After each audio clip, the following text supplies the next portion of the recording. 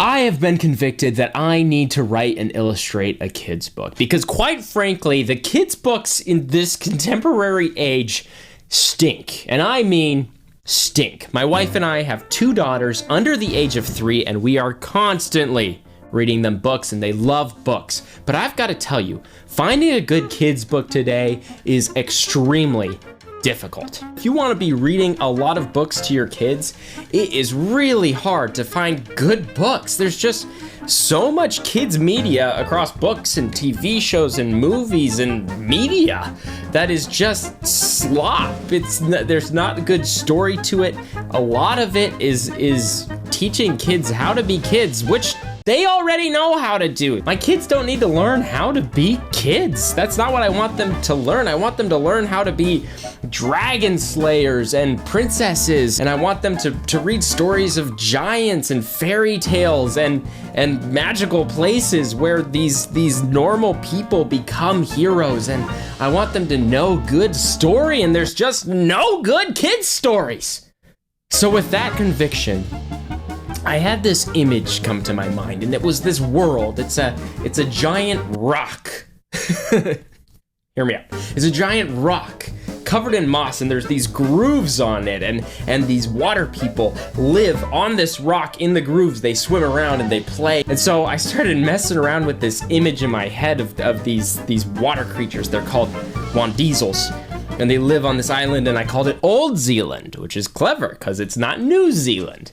And so the Wandizels of Old Zealand became this idea I started to mess around with in my head, and I liked it until I actually started to think about what it actually was. So I started just writing out, okay, what is this story? And I created these Wandizels, and the Wandizels are shepherds, but there's these 4 bridges that connect Old Zealand to the old land. And these 4 bridges have different enemies that come in and they attack the sheep, because they're sheep that live on this land. Oh, I forgot to mention, when the Wandizels, they live at night, but when the sun comes up, it's too hot for them, so they all get protected by this giant cloud called Mother Zula. And there's this one Wandizel who is the guardian of the north entrance, which keeps out the Tutkakri, which are these purple striped tigers. I'll explain that later. As you can see, this is getting a little insane. The Tutkakri they're an ancient enemy. We haven't heard of them in a very long time. The Wandizels don't even know if the Tutkakri still exists. They're kind of myth. The 3 other entrances have these wild creatures like the Bunley Hogs that attack daily. And so those guardians look very impressive to the mermaids. Okay, well, there's also mermaids in this, but that's just kind of a female Wandizel. It's still a water creature, but we call them mermaids in this world. All right, and so we have these mermaids, and they're into the guards who are actually attacking things. And our main Wandizel, who's the guardian of the Tutkakri, and we call him Friedrich, he is not as impressive as Stefan,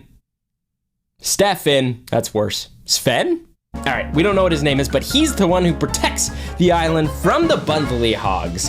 And he has certainly caught the eye of a certain mermaid by the name of Pastel. The eye that Friedrich so covets. So I had this idea, and as I say it out loud, I know it sounds absolutely insane, but I really liked it. But then I thought, okay, well, I need to learn how to write a story. So for Christmas, I bought a book called Save the Cat. And I started learning, and I read about a chapter and got convicted that I needed a logline. And a logline is essentially one sentence that explains what your whole story is. So I'm writing on all these sticky notes and trying to figure out what is my logline. Can I explain this story in one sentence? And it needs irony. That's one of the things he talks about. It needs irony. You need to be able to tell the whole story in one line, and it needs irony. So I'm writing down furiously, trying to figure out what this one-line story is. And as I'm doing that, my whole idea flips upside down. I think, well, we don't need bridges. They're just shepherds, and they guard sheep, and the sheep are actually become the cloud that protects them from the sun. But if we get rid of the guardians, then where is Friedrich, and why is he not as important as the other ones? And wait a second, what if he just confronts Pastel? But then I start thinking about the actual world itself, and I think, oh, I need to be able to put this on a poster, and I need a one sheet. I need to be able to present this to people with one line and a one sheet, and everybody needs to love it. And then there's the whole question of how do you draw a water creature? So I start thinking about character design and where I've seen water creatures and what they actually look like. And are these actual mermaids or are they just water people? And this idea is absolutely insane and I need to figure out everything right now. And I finally just say, shut up! And I ask myself, Justin, what do Friedrich's eyes look like? What do his eyes look like? Yeah. You don't need to figure out everything. Just figure out what his eyes look like. Yeah. What do his eyes look like? And so I start drawing. I start drawing Friedrich's eyes. I can draw eyes. That's easy. That's easy enough. I can start with his eyes. So I start drawing eyeballs. And that gets me thinking, okay, I've got a pair of eyes here that I like. I like this style. Now, what does water look like? How do you draw water with a pencil? So I start looking at these old Disney 2D animation inspiration sheets of water. I start copying them and drawing what water looks like. And a lot of these drawings are unsuccessful and I didn't like them, but I was moving forward and pictures were coming out of me and there was creativity. Instead of this huge fog of everything I need to figure out in this story, it was world building. It was character design. And I know how to do character design. I was comfortable. And I start drawing, I go from these eyeballs to what water looks like to actually creating a water creature, and they don't look good.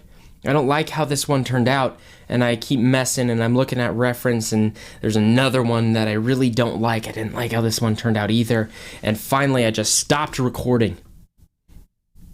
And as soon as I stopped recording and took a breath, I came right back in, and I drew this drawing.